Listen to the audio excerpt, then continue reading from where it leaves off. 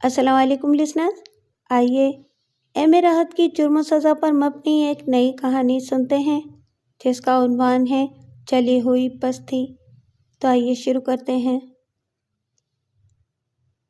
میں نہ جانے کب سے ملازمت کی تلاش میں جوتیاں چھٹکا رہا تھا اور ہر وہ کوشش کر چکا تھا جو میرے بس میں تھی، لیکن ملازمت ملنی تھی نہ ملی۔ یوں لگتا تھا جیسے کوئی پراسرار قوت میرے اور ملازمت کے درمیان حائل ہو۔ سمجھ میں نہیں آتا تھا کہ کیا کروں۔ ویسے خدا کا شکر تھا کہ میرے اوپر کوئی بڑی ذمہ داری نہیں تھی۔ والد صاحب ریلوے سے ریٹائرڈ ہوئے تھے، انہیں قلیل پنشن مل جاتی تھی جو اتنی ضرور تھی کہ اس سے آٹے دال کا بندوبست ہو جائے۔ وہ اس قابل نہیں تھے کہ کچھ کریں۔ گھر میں ضعیف والدہ اور ایک چھوٹی بہن کے علاوہ اور کوئی نہیں تھا۔ سب کی نظریں میری ملازمت پر لگی ہوئی تھیں، لیکن زندگی آٹے دال سے تو نہیں گزرتی ہے، اور بھی بہت سے مسائل کا سامنا ہوتا ہے۔ چنانچہ میں ملازمت کے حصول کے لیے بھرپور کوشش کر رہا تھا، لیکن ناکامی ہر جگہ میرا استقبال کرتی تھی۔ کبھی کبھی مایوسی کی زہریلی ہوا میرے قریب سے گزر جاتی تھی، لیکن ایسے اوقات میں میرے اصول مجھے اس ہوا سے محفوظ رکھتے اور میں کسی غلط سوچ کا شکار نہ ہوتا۔ میں نے حالات سے شکست تسلیم نہیں کی تھی۔ میرا معمول تھا کہ اخبار میں ضرورت ہے کہ کالم دیکھتا اور کسی بھی ضرورت کی جگہ درخواست ارسال کر دیتا۔ اس شام بھی جب میں ملازمت کی تلاش میں حسب معمول ناکام ہو کر گھر میں داخل ہوا تو خلاف معمول گھر والے قدرے بشاش تھے۔ والد صاحب کے ہونٹوں پر خفیف سی مسکراہٹ تھی، امینہ کی آنکھیں بھی چمک رہی تھیں اور امی کے چہرے پر بھی امیدیں چھلک رہی تھیں۔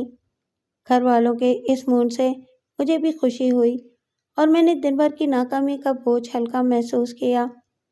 مسور کی دال کے سوپ میں روٹی بھگو کر کھاتے ہوئے میں نے دبی زبان سے امی جان سے اس مسرت کی وجہ پوچھی تو وہ کہنے لگیں، کھانا کھا لو، اس کے بعد تمہیں ایک خوشخبری سنائی جائے گی۔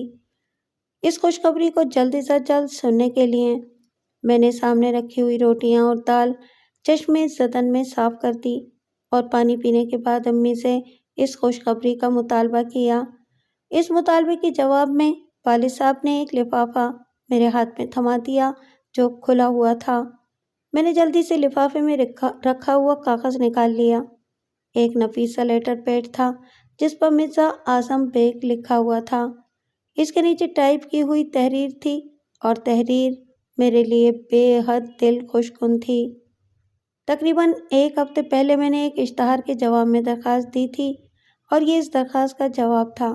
مجھے اس ملازمت کے لیے طلب کیا گیا تھا اور لکھا تھا کہ میں درج ذیل پتے پر مرزا اعظم بیگ سے ملاقات کر لوں۔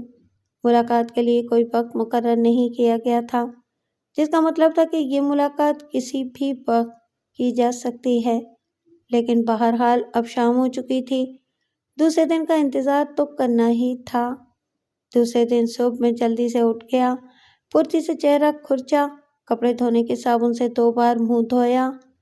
میری چھوٹی بہن نے جلدی جلدی میرے گرد آلود جوتوں پر پالش کر دی اور دھوبی کے ہاں سے آئے ہوئے کپڑوں میں سے شرٹ اور پینٹ نکال دی۔ لباس پہن کر میں تیار ہوا تو والد صاحب نے کچھ پیسے میرے ہاتھ میں تھما دیے اور میں والدین کی دعاؤں کے ساتھ گھر سے باہر نکل آیا۔ جس علاقے کا تذکرہ کیا گیا تھا وہ شہر کا ایک نواحی علاقہ تھا، لیکن وہاں تک بس جاتی تھی۔ چنانچہ میں مطلوبہ بس میں بیٹھ کر اپنی ملازمت کے تصور میں کھو گیا۔ خدا کرے میں ان لوگوں کی توقعات پر پورا اتروں۔ معمولی ملازمت نہیں تھی، ایک بڑے آدمی کو سیکرٹری کی ضرورت تھی اور یقیناً سیکرٹری کی حیثیت معمولی تو نہیں ہوتی۔ مطلوبہ بستی کا علاقہ شہر سے کافی دور تھا۔ جیسا کہ میں پہلے عرض کر چکا ہوں، بس کافی دیر کے بعد وہاں پہنچی اور اس کے بعد صنعتی علاقے سے گزر کر اس جگہ پہنچ گئی جہاں کے بارے میں اطلاع دی گئی تھی۔ یہ علاقہ خالص رہائشی نہیں تھا، پرانی آبادی تھی جہاں اکا دکا بنگلے نظر آ جاتے تھے۔ ان بنگلوں میں سرفراہ ہی رہتے ہوں گے کیونکہ یہاں کوئی سہولت نہیں تھی، بازار میلوں دور تھے۔ خیر، مجھے ان باتوں سے کیا سروکار۔ میں مطلوبہ جگہ بس سے اتر گیا۔ اب مجھے بنگلہ نمبر 63 کی تلاش تھی۔ میں نے زیر لب یہ پتہ دہرایا اور گردن ہلا کر آگے بڑھ گیا۔ بنگلہ ایک دوسرے سے کافی فاصلے پر تھے۔ بنگلہ نمبر 63 کو تلاش کرنے میں مجھے زیادہ دقت نہیں ہوئی۔ یہاں کسی بنگلے پر اکا دکا چوکیدار موجود تھے۔ میں نے ایک چوکیدار سے بنگلہ نمبر 63 کا پتہ پوچھا تو وہ تھوڑی کھجانے لگا اور پھر جیسے چونک پڑا۔ 63؟ ہاں، مجھے وہاں مرزا اعظم بیگ سے ملنا ہے۔ چوکیدار کے چہرے پر عجیب سے تاثرات تھے، لیکن میں نے ان پر غور نہیں کیا اور چوکیدار نے مجھے تھوڑے ہی فاصلے پر اشارہ کر کے بتایا کہ وہ بنگلہ نمبر 63 ہے۔ میں آگے بڑھ گیا، لیکن چوکیدار کا رویہ مجھے حیران کن محسوس ہوا تھا۔ میں نہ جانے کیا کیا امیدیں باندھے ہوئے آخر کار بنگلے پر پہنچ گیا۔ گیٹ پر پیتل کی چھوٹی سی تختی لگی ہوئی تھی جس پر مرزا اعظم بیگ لکھا ہوا تھا۔ تختی دیکھ کر مجھے مسرت ہوئی۔ کسی نے کوئی غلط بیانی نہیں کی تھی۔ میں نے لباس درست کیا اور دھڑکتے دل سے بڑے گیٹ پر دستک دی، کیونکہ گیٹ کے داہنی طرف جو کال بیل کا بورڈ نظر آ رہا تھا وہ ٹوٹا ہوا تھا اور اس میں سے صرف 2 تار باہر جھانک رہے تھے۔ مجبوری تھی، دستک دینے کے علاوہ اور کوئی چارہ کار نہیں تھا۔ جب میں نے دستک دی تو گیٹ پر چڑھی ہوئی مٹی کی تہ نیچے کھسکتی ہوئی نظر آئی اور میں بنگلے کے مکینوں کے بارے میں اندازہ لگانے لگا۔ نفاست پسند لوگ نہیں ہیں، پتہ نہیں کس حیثیت کے مالک ہیں۔ بنگلے میں رہ رہے ہیں، لیکن اس کی حالت بہت خستہ تھی۔ عمارت بھی کافی بوسیدہ تھی۔ خیر، مجھے ان باتوں سے کیا، مجھے نوکری چاہیے۔ ویسے یہ اندازہ ہو رہا تھا کہ عام قسم کے معمولی لوگ سیکرٹری کی ضرورت نہیں محسوس کرتے۔ اچھی خاصی تنخواہ دینا پڑتی ہے۔ باہر تو اور اب جو بھی تھا دیکھا جائے گا۔ بہت عرصے کے بعد یہ لیٹر ملا تھا۔ میں اپنی دستک کے جواب کا انتظار کرنے لگا اور جب کوئی آواز نہیں آئی تو میں نے اس بار کافی زور سے دروازہ پیٹا۔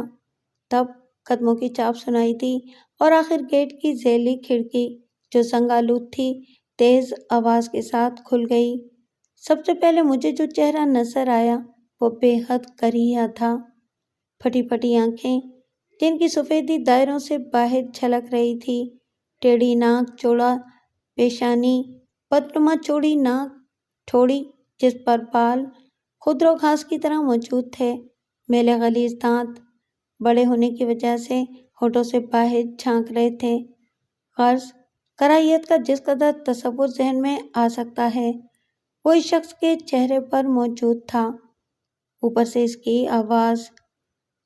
کیا ہے؟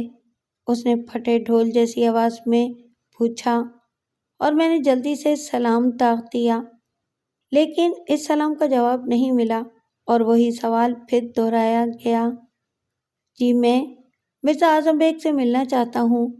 میں نے اپنی سعادت مندی برقرار رکھی۔ کیوں؟ وہی لہجہ، وہی کرختگی۔ مرزا صاحب نے مجھے یاد کیا ہے۔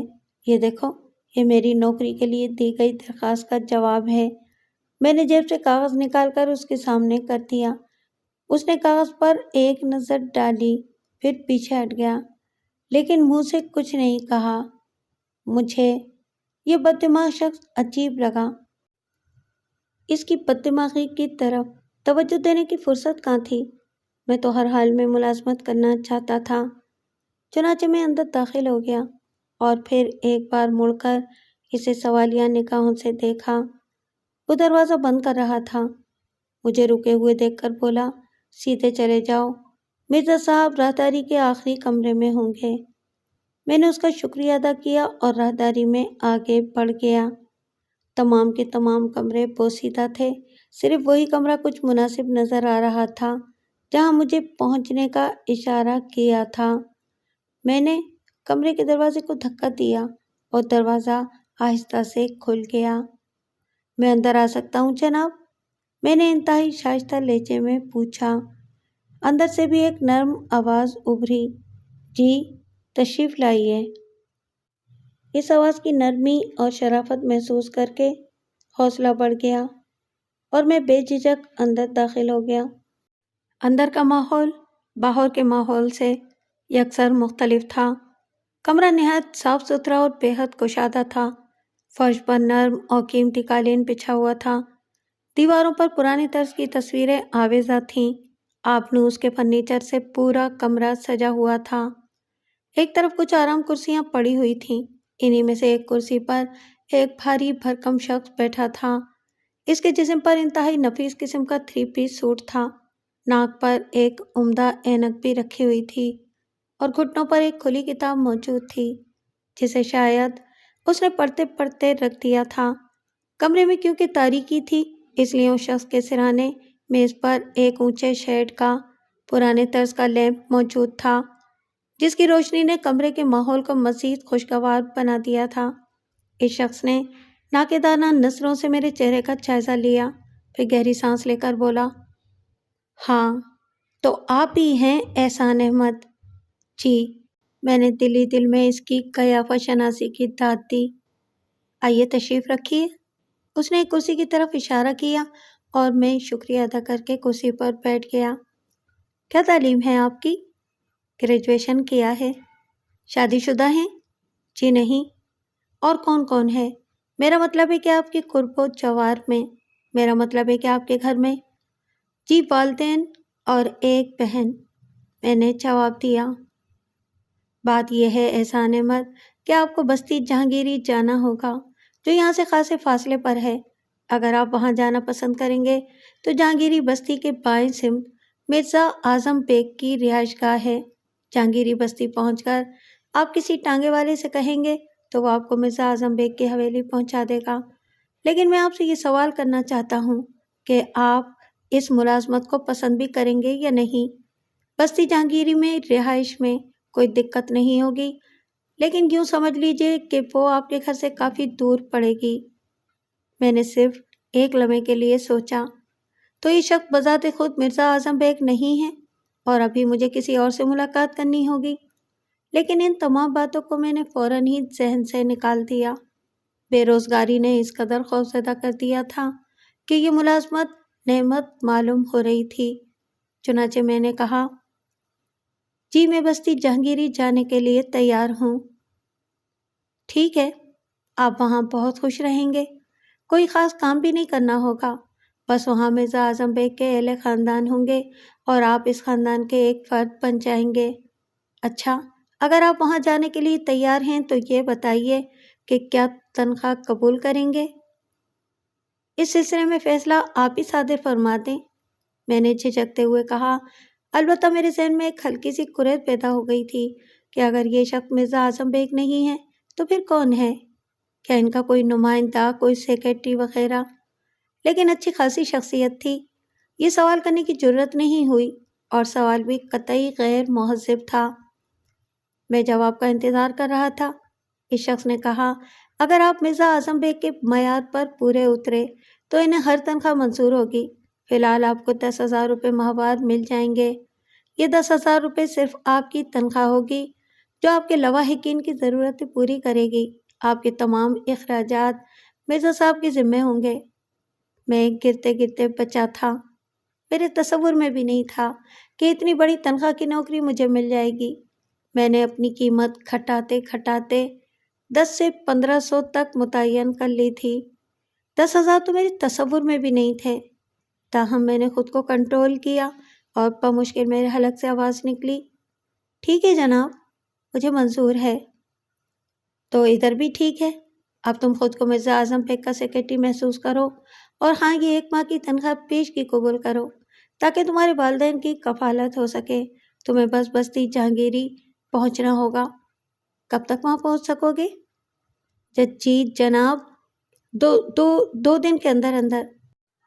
मैंने कांपते हुए हाथों से नोट पकड़ते हुए कहा, ये नोट मेरे पूरे घर की किस्मत बदल सकते थे। मेरी तरफ से मज़ीद 2 दिन। चौथे दिन तुम्हें जहांगीरी बस्ती में होना चाहिए। मेरा मतलब है कि इस दौरान तुम्हें इंतज़ामात करने में आसानी होगी। बहुत बेहतर सर, मैंने अदब से जवाब दिया और वो शख्स भी अपनी जगह से खड़ा हो गया, जिसका नाम मुझे अभी तक नहीं मालूम था। मैंने समझ लिया कि बात ख़त्म हो गई है और मुझे जाने की इजाज़त है। चुनाचे मैं सलाम करके बाहर निकल आया। बंगले के खुले हुए गेट के करीब مجھے کریحا صورت چوکیدار نظر نہیں آیا۔ سچ پوچھیں تو اس وقت مجھے اس منحوس صورت چوکیدار سے بھی عقیدت ہو گئی تھی، جس کے بارے میں نے یہ سوچا تھا کہ اس کی شکل دیکھ لی ہے، اب ملازمت کیا ملے گی۔ غرض یہ کہ میں تیز رفتاری سے چلتا ہوا بس اسٹاپ تک پہنچا۔ میری خوشیاں عروج پر تھیں اور میں گھر کے دوسرے لوگوں کو بھی جلد از جلد ان خوشیوں سے ہمکنار کرنا چاہتا تھا۔ بس میں بیٹھ کر میں نے نہ جانے مستقبل کے کیا کیا خواب دیکھ ڈالے۔ آخر کار گھر پہنچ گیا۔ میرے چہرے پر شادمانی دیکھ کر سب کے چہرے خوشی سے کھل اٹھے۔ میں نے 10,000 روپے والد صاحب کے قدموں میں رکھ دیے۔ سارا گھر خوشیوں میں ڈوب گیا تھا۔ میں انہیں اپنی نوکری کی تفصیل بتانے لگا تو والد صاحب نے کہا کہ اوہ، بستی جہانگیری تو بہت دور اور پسماندہ سی جگہ ہے، تمہارا آنا جانا بہت مشکل ہو جائے گا۔ کس طرح جاؤ گے؟ کس طرح آؤ گے؟ ویسے بستی جہانگیری میں اسٹیشن ضرور ہے اور ٹرین وہاں رکتی ہے۔ اصل میں کبھی کسی زمانے میں یہ بستی پوری طرح سے آباد تھی، لیکن ایک بار بستی میں ایسی آگ لگی کہ ہفتوں بجھائی نہ جا سکی۔ زیادہ تر گھر جل کر خاکستر ہو گئے۔ پتہ نہیں آگ کیسے لگی تھی، لیکن بڑا نقصان ہوا تھا۔ اب بھی لوگ وہاں رہتے ہیں، عام طور سے زمینیں وغیرہ ہیں لوگوں کی۔ کچھ لوگوں نے وہاں فارم ہاؤسز بنا رکھے ہیں، تم دیکھ لینا۔ نہیں، بہت اچھی ملازمت ہے، میں یہ کروں گا، رہائش تو مجھے وہیں ملے گی، لیکن ہفتہ 15 دن میں ایک آدھ چکا ضرور گھر کا لگا لیا کروں گا۔ ابو، نوکری پر جانا بہت ضروری ہے۔ ٹھیک ہے بیٹے، اللہ تعالیٰ تمہیں کامیابی عطا کرے۔ میری روانگی کی تیاریاں ہو گئیں اور تیسرے دن میں سب کی دعاؤں کے ساتھ اپنی نوکری پر روانہ ہو گیا۔ بذریعہ ٹرین ہی جہانگیری بستی جانے کا فیصلہ کیا تھا اور میں والدین کی نیک تمناؤں کے ساتھ ٹرین میں بیٹھ گیا۔ خیالات کے ہجوم میں وقت گزرنے کا احساس بھی نہ ہو سکا اور تھوڑی دیر کے بعد بستی جہانگیری کے ٹوٹے پھوٹے اسٹیشن پر ٹرین رکی۔ میں جلدی سے اپنا چھوٹا سا اٹیچی کیس لے کر نیچے اتر گیا۔ میرے ساتھ 2-3 آدمی اور بھی کھڑے ہوئے تھے۔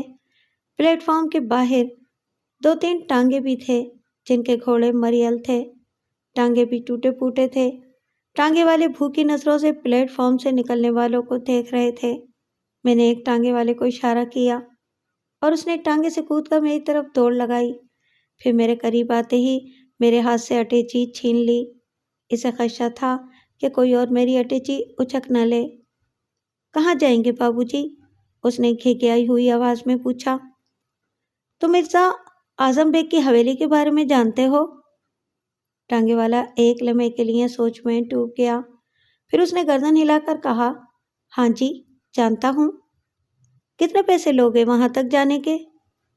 جو مرضی آئے دے دینا بابو جی، اس نے اٹیچی ٹانگے میں رکھتے ہوئے کہا اور میں ٹانگے میں بیٹھ گیا۔ ٹانگے والا غیر معمولی طور پر خاموش تھا، لیکن میرے ذہن میں اس وقت چرخی چل رہی تھی۔ میں اپنی اس ملازمت کے بارے میں سوچ رہا تھا۔ گھوڑا بھی سست رفتار تھا۔ بہرحال سفر طے ہوتا رہا۔ اس میں کوئی شک نہیں کہ علاقہ ذرا غیر آباد سا تھا۔ جگہ جگہ جلی ہوئی عمارتوں کے کھنڈرات نظر آ رہے تھے۔ اکا دکا لوگ بھی چلتے پھرتے نظر آ جاتے تھے۔ یہاں تک پہنچنے میں پورا 1 گھنٹہ لگ گیا۔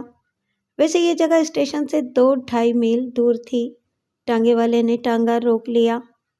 آگے چلو۔ آگے کیوں نہیں جا رہے؟ گھوڑا اڑ جائے گا بابو جی، جانور ہے، ڈر جائے گا، یہیں اتر جائیے، اس نے بدستور گھگیاتے ہوئے لہجے میں کہا۔ میں اس کی بات سمجھ نہیں سکا، لیکن اس کے گھگیائے ہوئے لہجے نے مجھ پر اثر کیا اور میں نیچے اتر گیا۔ پھر میں نے جیب سے 50 روپے کا نوٹ نکال کر اس کی طرف بڑھا دیا۔ ٹھیک ہے، میں نے پوچھا تو ٹانگے والے کی طرف سے دعاؤں کی بھرمار ہو گئی۔ میں نے اس کے چہرے پر وہی خوشی دیکھی تھی جو مجھے 10,000 روپے اور ملازمت ملنے کے بعد ہوئی تھی۔ میں اپنا اٹیچی کیس لے کر چل پڑا اور تھوڑی دیر کے بعد حویلی کے پاس پہنچ گیا۔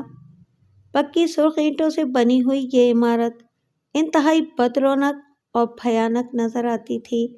حویلی کے صحن میں پیپل کا ایک بڑا درخت تھا جس کے پیلے سوکھے ہوئے پتے پورے صحن میں بکھرے ہوئے تھے۔ نہ جانے کیوں مجھے اس بے نور عمارت سے خوف کا احساس ہوا اور میں نے اپنے خوف کو دور کرنے کے لیے آواز دی، کوئی ہے؟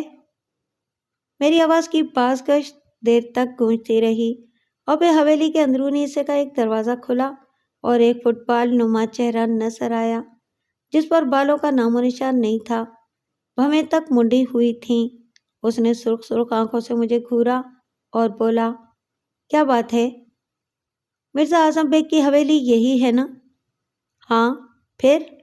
اس نے سوال کیا۔ مجھے مرزا اعظم بیگ نے بلایا ہے، میں ان سے ملنا چاہتا ہوں۔ آ جاؤ، اس نے کہا۔ میں نے ادھر ادھر دیکھا اور اطمینان سے اندر کی طرف چل پڑا۔ دونوں طرف جھاڑیاں پھیلی ہوئی تھیں۔ میں نے عجیب سے احساس کے ساتھ ادھر ادھر دیکھا اور پھر ہمت کر کے آگے بڑھنے لگا۔ مجھے اندر لانے والا شخص پیچھے ہی رک گیا تھا۔ باہر سے یہ حویلی پرانی اور بد رونق نظر آتی تھی، لیکن اندر سے کافی صاف ستھری اور شاندار تھی۔ یہی کیفیت اس وقت ہوئی تھی جب میں وہاں اس آدمی سے ملا تھا۔ گیٹ سے لے کر اندرونی صدر دروازے تک مہندی کی باڑ چلی گئی تھی جسے نفاست سے تراشا گیا تھا۔ میں آگے بڑھا کہ اچانک ہی اچھل کر کوئی میرے سامنے آ گیا۔ ساتھ ہی اس کے منہ سے ایک آواز نکلی، ہاؤ! اور میں چلتے چلتے اچھل پڑا۔ اس ویران اور پراسرار ماحول میں یہ آواز مجھے بہت خوفناک لگی تھی، لیکن پھر میرے کانوں میں شہد کھل گیا۔ ایک مترنم کہا گونج اٹھا تھا، ڈر گئے نا؟ وہ بے تحاشا ہنستی ہوئی بولی اور میں حیرت سے اسے دیکھنے لگا۔ اس پراسرار ماحول میں اس الٹرا ماڈرن لڑکی کی موجودگی میرے لیے سخت حیرت کا باعث تھی۔ اس کے سنہرے بال بکھرے ہوئے تھے، گھٹنوں سے اونچے اسکرٹ میں اس کا حسین جسم بے حد دلکش نظر آ رہا تھا۔ خد و خال دلکش اور دل موہ لینے والے تھے۔ چہرے پر معصوم سی کیفیت طاری تھی۔ ہنسنے سے اس کے گالوں میں گڑے پڑ جاتے تھے جو اس کی دلکشی میں مزید اضافہ کر دیتے تھے۔ اس وقت بے تحاشا ہنسنے سے اس کا چہرہ سرخ ہو گیا تھا اور میرے چہرے پر بھی مسکراہٹ پھیل گئی۔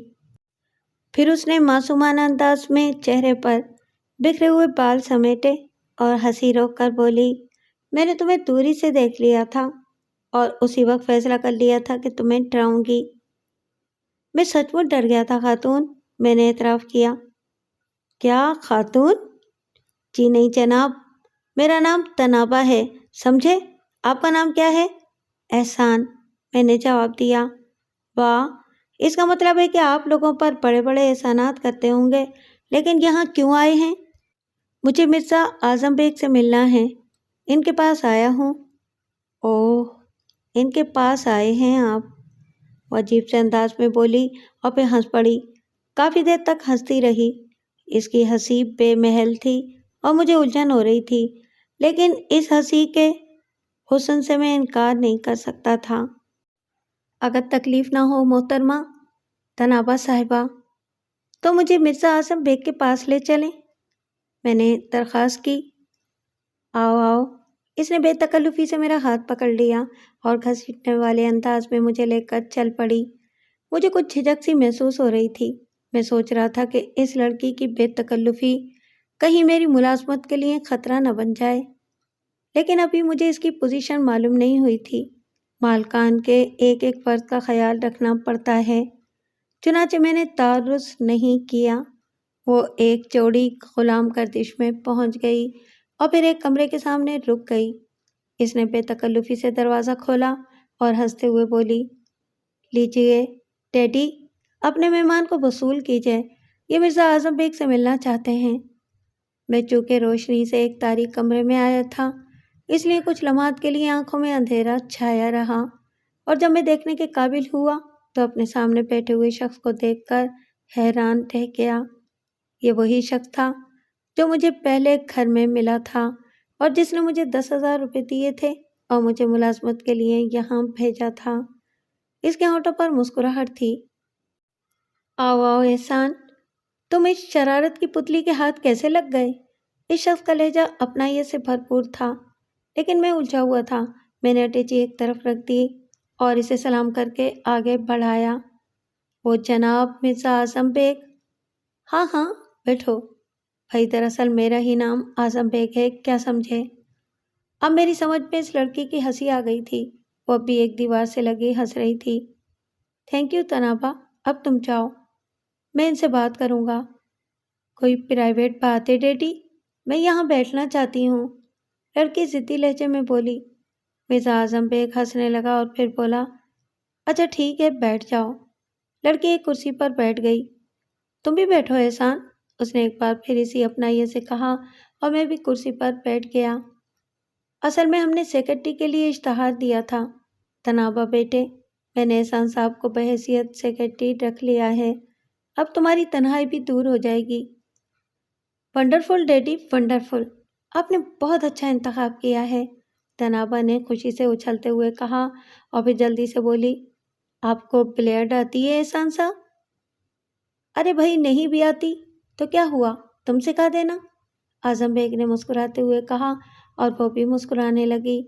تب اعظم بیگ بولا، فی الحال تمہارے لیے کوئی اور کام نہیں ہے احسان، یہاں عیش و آرام سے رہو، کوئی تکلیف ہو تو فوراً بتا دینا، جب کوئی کام ہوگا تو میں تمہیں اطلاع دے دوں گا، گھر کے دوسرے لوگوں سے بھی تمہاری ملاقات کرا دی جائے گی۔ تنابا، تم انہیں ان کا کمرہ دکھا دو۔ اور وہ گفتگو ڈیڈی جو آپ ان سے کرنے والے تھے؟ بس وہ یہی تھی، کوئی خاص بات نہیں تھی، چند رسمی باتیں تھیں جو کسی وقت بھی ہو جائیں گی۔ اوکے احسان، تم جاؤ، مرزا اعظم بیگ نے کہا۔ میں جلدی سے کھڑا ہو گیا۔ میں نے آگے بڑھ کر اپنی اٹیچی اٹھائی اور تنابا کے پیچھے پیچھے چل پڑا۔ وہ بالکل بچوں کی طرح اچھلتی جا رہی تھی۔ اس کی ادائیں بے حد دلکش تھیں، اس کی حرکتوں میں معصومیت تھی، حالانکہ اس کی عمر 19-20 سال سے کسی طرح کم نہیں ہوگی۔ پوری حویلی آرائش کے سامان سے آراستہ تھی اور کوئی سوچ بھی نہیں سکتا تھا کہ بستی جہانگیری کے اس ویران علاقے میں کوئی اتنی خوبصورت حویلی بھی ہوگی۔ میرے لیے جس کمرے کا بندوبست کیا گیا تھا وہ بھی قیمتی فرنیچر سے آراستہ تھا۔ میں نے ایسے کمرے کا تصور بھی نہیں کیا تھا۔ میں کمرے میں آ گیا۔ تنابا ابھی تک میرے ساتھ تھی اور مجھے حویلی کے بارے میں بتا رہی تھی۔ پھر اس نے کہا، ڈیڈی کو آپ سے کوئی کام نہیں ہو سکتا۔ اصل میں تنہائی سے گھبراتی تھی، اس لیے انہوں نے آپ کو صرف میرے لیے ملازم رکھا ہے۔ خیر، جب تک انہیں آپ سے کام نہ ہو آپ میرے ساتھ رہیں گے۔ میں وعدہ کرتی ہوں کہ آپ کو کبھی بور نہیں کروں گی۔ آپ تو بس میرے ساتھ بلیئرڈ کھیلنا ہوگا۔ میں آپ کو کھیل کے اوقات سے بہت جلد مطلع کر دوں گی۔ اب میں چلتی ہوں، آپ آرام کریں۔ میرے جواب کا انتظار کیے بغیر وہ کمرے سے باہر نکل گئی۔ میں نے لباس تبدیل کیا اور ایک آرام کرسی میں دراز ہو کر اس پراسرار حویلی کے اس خوبصورت ماحول پر غور کرنے لگا۔ سونا سونا ماحول بہت دلکش لگ رہا تھا، بہت سکون تھا یہاں۔ حویلی میں شاید بہت کم لوگ رہتے تھے، ابھی تک میں نے کسی اور کو نہیں دیکھا تھا۔ ویسے تنابا کی شخصیت بڑی پرسحر تھی، وہ کسی قدر معصوم اور الڑ تھی، کتنی بے تکلف۔ کیا یہ بات ٹھیک تھی کہ اعظم بیگ نے مجھے اس کا دل بہلانے کے لیے رکھا تھا؟ لیکن اس کے لیے ایک نوجوان لڑکا ہی کیوں، کوئی عورت بھی رکھی جا سکتی تھی۔ بظاہر کوئی ایسا کام بھی نظر نہیں آتا تھا جس کے لیے بیگ صاحب کو کسی سیکرٹری کی ضرورت پیش آئے۔ میں غور کرتا رہا اور پھر وقت گزرا اور میرے لیے شام کی چائے آ گئی۔ یہ ایک نوجوان ملازمہ تھی، اس کے ہاتھوں میں ٹرے تھی جس میں چائے کے برتنوں کے ساتھ ڈرائی فروٹس کی پلیٹ بھی تھی۔ ملازمہ ٹرے رکھ کر خاموشی سے چلی گئی اور میں سنبھل گیا۔ یہ میرے ساتھ ساتھ ملازمانہ برتاؤ کا پہلا مظاہرہ تھا کہ ان لوگوں نے مجھے چائے میں شریک نہیں کیا تھا۔ میں اسے بہتر ہی سمجھتا تھا کیونکہ اس ماحول نے مجھے بھٹکا دیا تھا۔ اس چائے نے میرے حواس درست کر دیے اور مجھے احساس ہوا کہ مجھے اپنی خالی ہی میں رہنا چاہیے۔ تنابا کی بے تکلفی اور التفات سے کوئی غلط نتیجہ اخذ نہیں کرنا چاہیے اور اسے مالک کی لڑکی کے تصور کے ساتھ ہی ملنا چاہیے۔ تقریباً 6 بجے تنابا بغیر آواز دیے میرے کمرے میں گھس آئی۔ آئیے احسان صاحب، میں آپ کو بلیئرڈ سکھاؤں۔ میں خاموشی سے اس کے ساتھ کمرے سے باہر نکل آیا۔ وہ مجھے اس حویلی کے ایک دور افتادہ حصے میں لے گئی اور اب مجھے کئی ملازم اور دوسرے لوگ بھی نظر آئے۔ سب خاموشی سے اپنے اپنے کاموں میں مصروف تھے۔ بلیئرڈ روم بے حد کشادہ تھا اور وہاں اعلیٰ درجے کی بلیئرڈ ٹیبل پڑی ہوئی تھی۔ میں اس کھیل کی الف بے سے بھی واقف نہیں تھا اور تنابا کافی ماہر۔ وہ میرے اناڑی پن پر ہنستی رہی اور مجھے کھیلنا سکھاتی رہی۔ پھر کافی دیر کے بعد اس نے حیرت سے کہا، آپ بے حد ذہین معلوم ہوتے ہیں، بڑے اچھے شاٹس لگا رہے ہیں۔ اور پھر مجھے کھیل میں دلچسپی پیدا ہو گئی۔ ہم لوگ تقریباً 2 گھنٹے تک کھیلتے رہے۔ پھر تنابا اکتا گئی۔ میرے اوپر اس کی قربت کا سحر طاری تھا، چنانچہ میں نے بالکل تھکن محسوس نہیں کی۔ اس نے بلیئرڈ روم سے نکلتے ہوئے کہا، بہت عرصے کے بعد میں نے خوشی محسوس کی ہے۔ میں بہت خوش ہوں اور اب کل ملاقات ہوگی آپ سے۔ بہتر ہے، میں نے کہا، اور تنابا مجھے میرے کمرے تک چھوڑنے آئی۔ رات کے 8:30 بجے کھانا آ گیا۔ یہ کھانا بھی کافی پرتکلف تھا، لیکن میں نے تنہائی محسوس کی اور دل کو یہ کہہ کر تسلی دے لی کہ یہاں ملازمت کے لیے آیا ہوں، مہمان نہیں ہوں۔ وقت گزرتا رہا۔ اب میں یہاں کی محدود زندگی کا عادی ہو گیا تھا، لیکن مجھے شدید حیرت تھی۔ یہ کیسی نوکری تھی؟ ایسا لگتا تھا جیسے واقعی مجھے صرف تنابا کا دل بہلانے کے لیے ہی یہاں رکھا گیا ہو۔ اس دوران مرزا اعظم بیگ سے صرف 2-3 بار ہی ملاقات ہو سکی تھی۔ اس نے مجھے ابھی تک کوئی کام نہیں دیا تھا، جبکہ میں سیکرٹری اسی کا تھا۔ خیر، جب مالکان کی یہ خواہش تھی تو صرف مجھے کیا احساس اور کیا اعتراض ہو سکتا تھا؟ ویسے ماحول اس کا عادی ہو جانے کے باوجود یہاں کی کچھ باتیں ابھی تک میری سمجھ سے باہر تھیں۔ یہ لوگ نہ کہیں جاتے تھے اور نہ کوئی ان سے ملنے کے لیے آتا تھا۔ لیکن بعض اوقات جب میں اپنے کمرے میں ہوتا تو مجھے یوں محسوس ہوتا جیسے پوری کوٹھی ویران پڑی ہو۔ یہاں میرے علاوہ کسی ذی روح کا وجود نہ تھا۔ ایک بار میں نے اس کا تجربہ بھی کیا تھا۔ میں نے محسوس کیا کہ اس وقت کوٹھی میں کوئی نہیں ہے، تو میں اپنے کمرے سے باہر نکل آیا اور کوٹھی میں گھومتا رہا۔ اس وقت مجھے پوری کوٹھی میں ایک فرد بھی نظر نہیں آیا۔ تھک ہار کر میں اپنے کمرے میں بند ہو کر ان کی واپسی کا انتظار کرنے لگا۔ کھیل کے وقت تنابا میرے کمرے میں پہنچ گئی اور میں نے اس سے پوچھا، سب لوگ کہاں ہیں؟ اپنے اپنے کمرے میں ہوں گے۔ کیوں؟ وہ حیرت سے بولی، لیکن مجھے تو کوئی نظر نہیں آتا۔ ارے، کیا تم نے تلاش کیا تھا؟ تنابا نے پوچھا۔ ہاں، میں نے جواب دیا۔ تنابا کے چہرے پر عجیب سی کیفیت نظر آئی۔ پھر اس نے خود کو سنبھال کر مسکراتے ہوئے کہا، آج مجھ سے زبردست مقابلہ کرنا پڑے گا تمہیں، کیا سمجھے؟ اس نے بات ٹالی تو میں نے بھی زیادہ چھان بین مناسب نہیں سمجھی، لیکن میرے ذہن میں ایک چبھن سی پیدا ہو گئی تھی۔ میں بلیئرڈ میں تنابا کا ذرا بھی مقابلہ نہ کر سکا اور بہت جلد ہار گیا۔ تنابا بھی میری اس کیفیت کو سمجھ رہی تھی، چنانچہ 1-2 گیم کے بعد ہی اس نے اسٹک رکھ دی اور بولی، اب کل کھیلیں گے۔ میرا خیال ہے کہ تمہاری طبیعت ٹھیک نہیں ہے۔ ہاں، کچھ گرانی محسوس کر رہا ہوں، میں نے کہا۔ تنابا پریشان نظروں سے مجھے دیکھنے لگی۔ میں تمہارے لیے کیا کر سکتی ہوں احسان؟ شکریہ مس تنابا، آپ لوگ میرے لیے بڑی اہمیت کے حامل ہیں، اس عنایت کا شکریہ بھی ادا نہیں کر سکتا۔ تنابا کافی دیر تک میرے پاس بیٹھی باتیں کرتی رہی۔ آج میں نے اس کے انداز میں ایک خاص بات محسوس کی تھی۔ وہ نوخیز تھی، کم سن تھی، لیکن اس کا حسن قیامت خیز اور سراپا بے حد حشر سامانیہ رکھتا تھا۔ عام طور سے میں نے اسے بڑا بے تکلف پایا تھا، لیکن آج اس کی آنکھوں میں ایک عجیب سی کیفیت انگڑائی لیتی نظر آئی۔ شکریہ کی ضرورت نہیں ہے احسان، میں تمہارے اتنے قریب آ گئی ہوں کہ اب تمہاری ہر تکلیف میری تکلیف ہے۔ اس نے گردن جھکا لی اور میرا دل دھک سے رہ گیا۔ تنابا کے لیے میرے جذبات نہ جانے کیا کیا تھے، لیکن آگے بڑھنے کے معاملے میں نے دل سے سمجھوتا کر لیا تھا۔ مجھے نوکری کرنی تھی۔ اگر میرے کسی عمل سے یہ نوکری چھوٹ گئی تو خدا جانے اس کے بعد کیا حشر ہوگا۔ میں نے ممنون لہجے میں کہا، آپ بےحد مہربان ہیں تنابا، میں آپ کی بےحد عزت کرتا ہوں۔ صرف عزت؟ تنابا نے آہستہ سے کہا۔ ایک نگاہ مجھے دیکھا اور اس کے بعد باہر نکل گئی۔ میری یہ رات بے سکون تھی۔ تنابا کا یہ انداز میرے دل کو گدگدا رہا تھا، لیکن مستقبل کا خوف اس پر حاوی تھا۔ میں ان نوجوانوں میں سے تھا جنہیں حالات کے تھپیڑوں نے رومان کی وادیوں کی طرف بڑھنے نہیں دیا تھا۔ میرے اوپر جوان بہن کی ذمہ داری تھی، بوڑھے والدین کا بوجھ تھا، محبت جیسی چیزوں کی میری زندگی میں گنجائش نہیں تھی، لیکن فطرت ان چیزوں کو نہیں مانتی۔ میرا دل چیخ چیخ کر اپنا حق طلب کر رہا تھا۔ دوسری صبح میں پرسکون تھا۔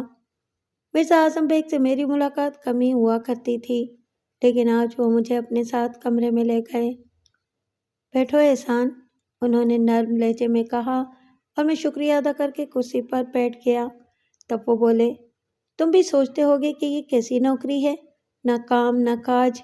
میں نے سوچا کہ اس سلسلے میں تھوڑی سی وضاحت کر دوں۔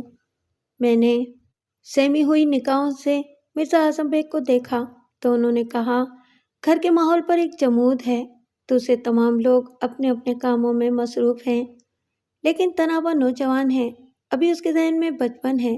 میں اس سے بے پناہ محبت کرتا ہوں، چنانچہ یہ سمجھ لو احسان کہ میں نے صرف اسی کے لیے تمہیں یہاں رکھا ہے، اور مجھے مسرت ہے کہ تم نے تنابا کی توقعات پوری کر دیں۔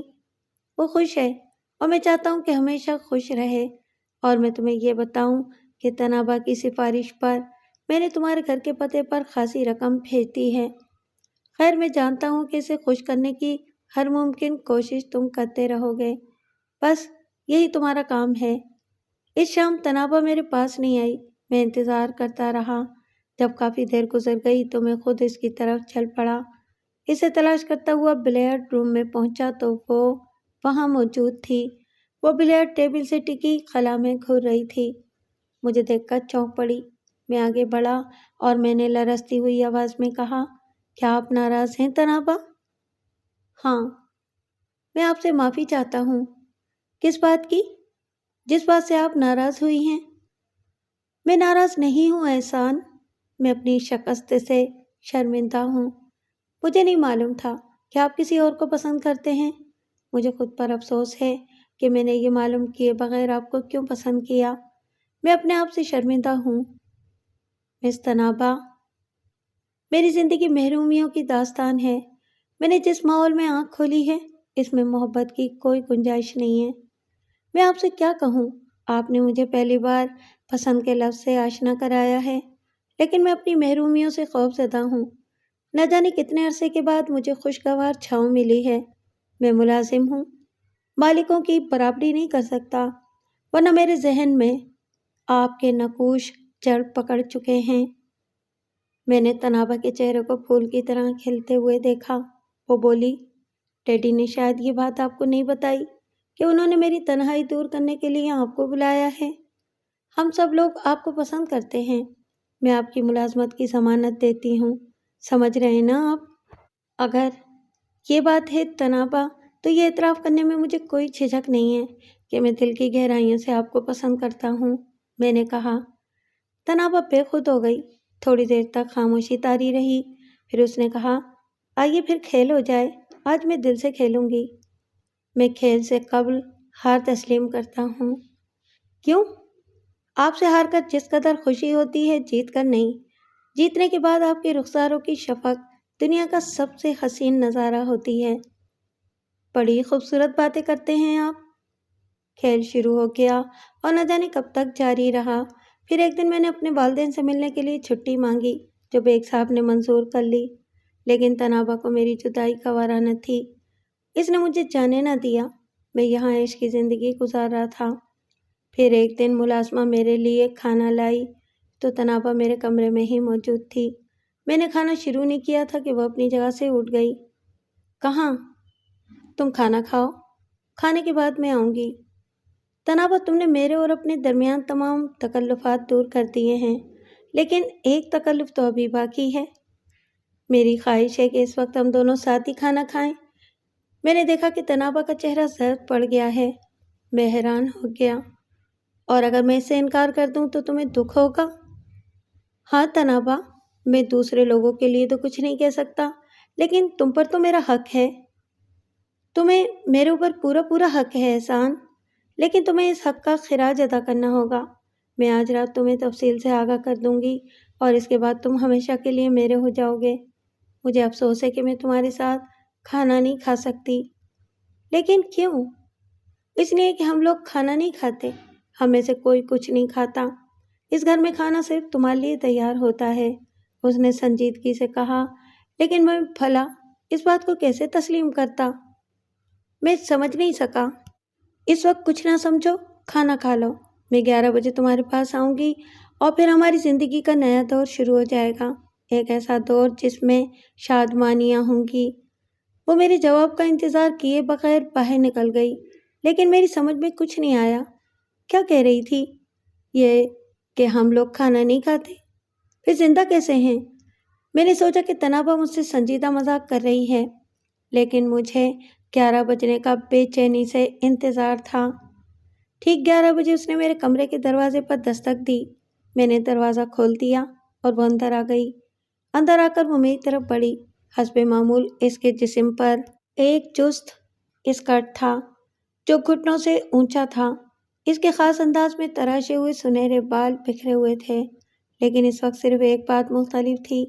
اس کی کمر میں بندھی ہوئی ایک پیٹی میں ایک لمبا اور نوکدار خنجر ارسا ہوا تھا، جس کی وجہ میری سمجھ میں نہیں آ سکی۔ تب اس کی سرسراتی ہوئی آواز ابھری، احسان؟ ہاں، تم مجھ سے محبت کرتے ہو نا؟ بے پناہ۔ میری محبت کا خراج ادا کرو گے؟ دل و جان سے وعدہ کرتے ہو؟ ہاں، مجھے تم پر اعتماد ہے میرے محبوب، اور میں آج اپنے راز سے پردہ اٹھا رہی ہوں۔ میں تمہیں آج ہمیشہ کے لیے حاصل کر لوں گی، اور اس کے بعد ہمارے درمیان کوئی دوری نہیں رہے گی۔ کیا تم اس کے لیے تیار ہو؟ اس میں پوچھنے کی کیا بات ہے تنابا؟ میں نے محبت سے کہا۔ تو پھر سنو۔ خاصا عرصہ گزر گیا، تقریباً 60 سال پہلے کی بات ہے۔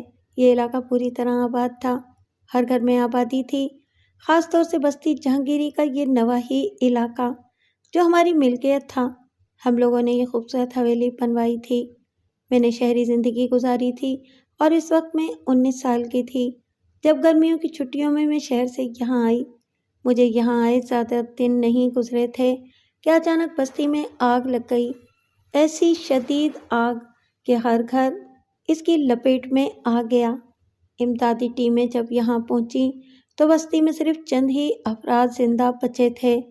بستی جہانگیری بالکل جل گئی اور تقریباً 20 سال تک یہ آباد نہیں ہو سکی۔ اس کے بعد یہاں ان لوگوں نے اپنے گھر دوبارہ تعمیر کیے جن کی یہاں زمینیں تھیں۔ ہم لوگ بھی یہاں اسی عمارت میں جل کر خاکستر ہو گئے اور زندہ لوگوں سے ہمارا کوئی تعلق نہیں رہا۔ ہمیں زندگی سے کوئی نسبت نہیں ہے۔ یہی وجہ ہے کہ ہم لوگ کچھ نہیں کھاتے پیتے۔ میں نوجوان مری تھی، میرے دل میں آرزویں تھیں اور میرے ڈیڈی کو میری اداسی بہت بری لگتی تھی۔ چنانچہ انہوں نے سوچ بچار کے بعد فیصلہ کیا کہ کسی زندہ نوجوان کو یہاں لے آئیں اور میں اس سے ربط ضبط بڑھا لوں۔ اگر وہ مجھے پسند کرنے لگے تو پھر اسے بھی مرنے کی دعوت دوں، اور اگر وہ میرے لیے مرنے کو تیار ہو جائے تو مرنے کے بعد اسے ابد تک کے لیے اپنا لوں۔ اور آخرکار ہم نے، یعنی کہ ہم دونوں نے ایک دوسرے کو پسند کر لیا۔ تمہارے آنے کے بعد ڈیڈی نے یہ تجویز پیش کی کہ تمہیں خوراک میں زہر دے دیا جائے تاکہ تم مر جاؤ، لیکن میں نے اس سے اختلاف کیا۔ میں نے ان سے کہا کہ جب تم اپنی خوشی سے مرنے کے لیے آمادہ نہیں ہوگے تب تک میں تمہیں مرنے نہیں دوں گی، اور جب تم آمادہ ہو جاؤ گے تو پھر خود تمہیں اپنے ہاتھوں سے قتل کر کے اپنا لوں گی۔ وہ وقت آ گیا ہے میرے محبوب، آج تمہاری زندگی کی آخری رات ہے، ہمارے درمیان اس کے بعد کوئی دیوار حائل نہ رہے گی۔ کیا مذاق ہے تنابا؟ بعض مذاق بڑے احمقانہ ہوتے ہیں۔ میں نے ریڑھ کی ہڈی میں سرد لہریں محسوس کیں۔ مجھے تنابا کی اس بات پر یقین نہیں آیا تھا۔ یہ مذاق نہیں، ایک تلخ حقیقت ہے۔ کیا تم نے کبھی میرے جسم میں زندگی کی حرارت محسوس کی ہے؟ میں زندہ نہیں ہوں، میں زندہ نہیں ہوں۔ اور مجھے احساس ہونے لگا کہ واقعی तनाबा के जिस्म में जिंदगी की हरारत कभी महसूस नहीं हुई।